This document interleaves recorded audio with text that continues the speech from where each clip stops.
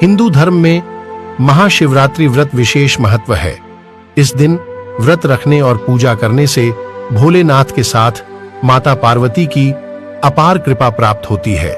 तो आइए आज जानते हैं कि महाशिवरात्रि क्यों मनाई जाती है। हर साल फाल्गुन माह के कृष्ण पक्ष की चतुर्दशी तिथि को महाशिवरात्रि पर्व मनाया जाता है। इस दिन शिव भक्त पूरे विधि विधान के साथ माता पार्वती और भोलेनाथ की आराधना करते हैं। हर शिव मंदिरों को फूलों और रंगीन, कई मंदिरों में महादेव का विशेष श्रृंगार किया जाता है। इस पावन दिन उपवास रखने और भगवान शिव और माता गौरी की आराधना करने से सभी मनोकामनाओं की पूर्ति होती है। वहीं कुंवारी कन्याओं के सुयोग्य और मनचाहा जीवन साथी की प्राप्ति होती है।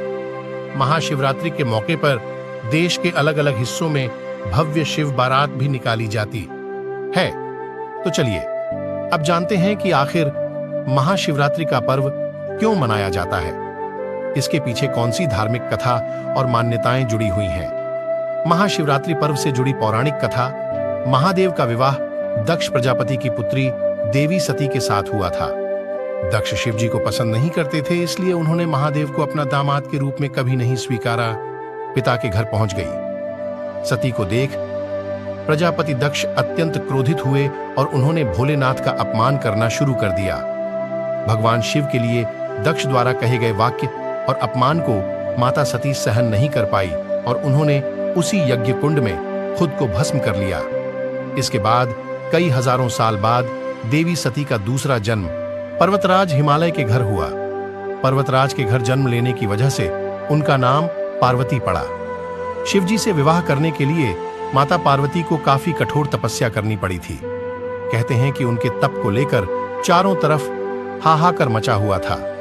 मां पार्वती ने अन्न जल त्याग कर वर्षों भोलेनाथ की उपासना की। इस दौरान वह रोजाना शिवलिंग पर जल और बेलपत्र चढ़ाती थी, जिससे भोले भंडारी उनके तप से प्रसन्न हो। राजमहल नहीं है, इसलिए वह उन्हें जेवरात महल नहीं दे पाएंगे। तब माता पार्वती ने केवल शिवजी का साथ मांगा और शादी बाद खुशी खुशी कैलाश पर्वत पर रहने लगी। आज शिवजी और माता पार्वती का वैवाहिक जीवन सबसे खुशहाल है और हर कोई उनके जैसा संपन्न परिवार की चाह रखता है। आज की शादी जो कहते हैं ये नहीं है वो नहीं है, इसका